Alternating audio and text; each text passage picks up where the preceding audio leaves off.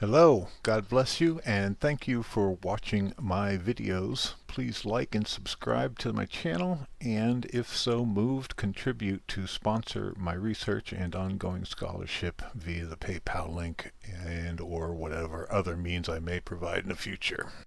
Parts 1 and 2 looked at how the Polya or the Gregory-Newton coefficients are derived. In this video, we're going to look at how those coefficients are used to actually express a formula for a polynomial in terms of binomial coefficients. Then we'll throw Vandermonde's identity into this mix. And then we'll spend parts 4, 5, and 6 on unpacking and unraveling the havoc that ensues to try to make sense of it. Picking up where we left off before, let's do it for a higher degree, degree 3, and let's make it such that the bottom of the triangle is here in what the heck is down here land. Taking this dot product, essentially, of binomial coefficients with other binomial coefficients tells us, rather unsurprisingly, that the number that goes in this box is 0. Let's see what happens when we place that coefficient set over the left edge. We have 1 times 6 minus 3 times 3. 6 minus 9 is negative 3, plus 3 times 1 is 0, and then plus a negative 1 times whatever goes in that box, which then must be 0. I shouldn't have written 0 directly on my lens template dot product contabulator there, or whatever it is. Okay, so try to ignore that 0 written on top there, and let's look at this example, which is equal to 1 in that box below.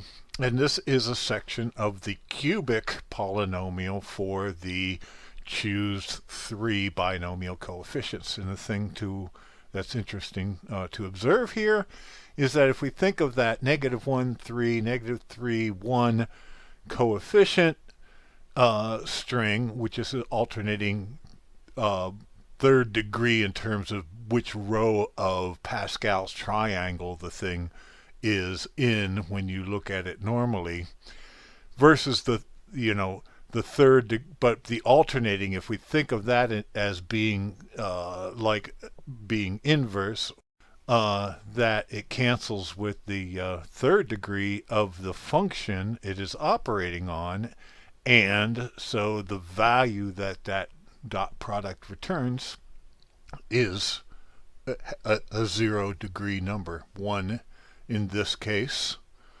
Actually 1 in all cases, I suppose. We'll have to clarify more on that later. So by that logic, if we apply this inverse third degree coefficient set against the second degree quadratic of the choose 2 binomials, say in the third position is 6, 3, 1, working our way backward, then we can rightly presume to say that the second degree minus the applied inverse third degree is going to land us on the negative 1 degree line. And similarly here, if we cross the inverse third degree with the fourth degree, then we're going to land on the positive 1 degree line. Here 2 is part of the first degree arithmetic progression, which is the line that, or the row that contains the sequence of the natural numbers in this case.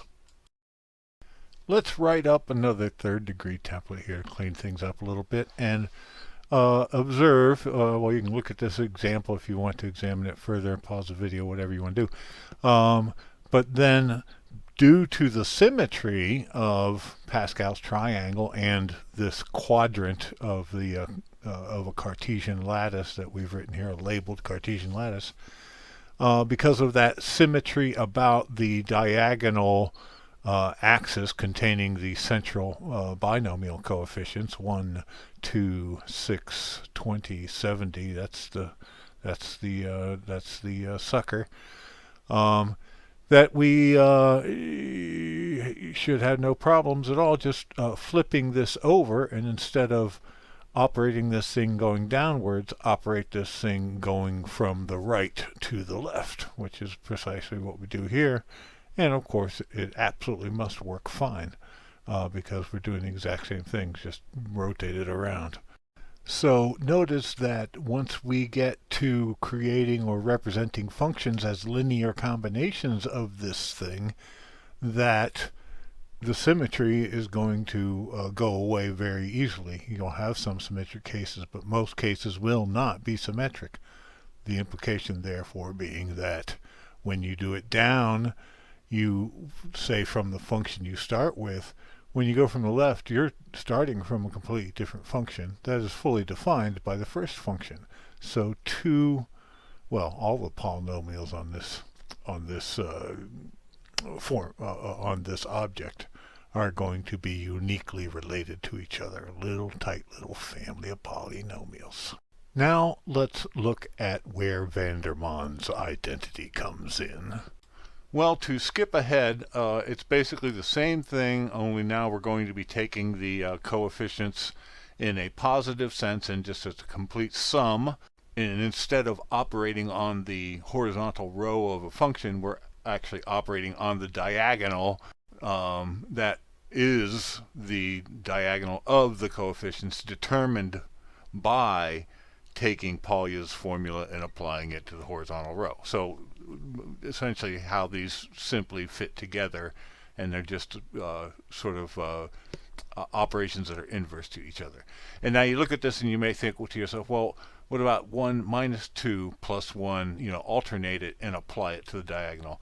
And it's just not that simple, but we'll get into that soon enough. Let's take a closer look at what Vandermonde's identity is and how it describes this when we advance to linear combinations of Pascal's triangle rather than just on Pascal's triangle like we're doing here. Let's take this example. 1 times 35 is 35, plus 3 times 35 is 4 times 35, plus 3 times 21. 4 times 35 is 140, plus 63 is 203, plus 1 times 7 is 210. So we would just go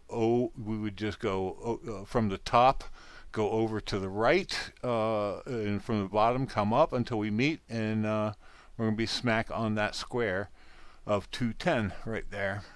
So if we think of the coefficients on the template as the Pascal coefficients and the coefficients underneath as the Polya coefficients, well, they're both symmetrical here. The Pascal coefficients will always be symmetrical, but when we go to functions, it's not going to be the case with the diagonal that we have for Polya coefficients. So flipping it this way really just determines whether you're going from top down or you're going from the right to the left.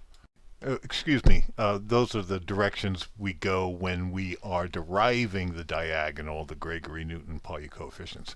When we, with the alternating, when we use the positive in the positive sense coefficients on the diagonal itself, that's when we're actually constructing the function. And in that case, we are either moving to the right or up, depending on which, we just flip directions. Vandermonde's identity is essentially this relationship over binomial coefficients of 3 independent variables, r, m, and n. And truth be told, m plus n minus r is the symmetrical counterpart to m plus n choose r.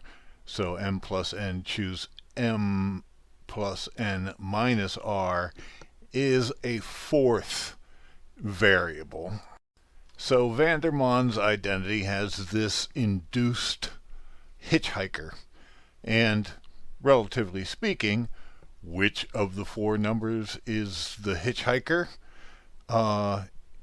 Whichever one you have in the back of the truck. And so not only is it a relation of these 3 variables, but it is a state of a larger relationship involving 4 integer variables where binomials play.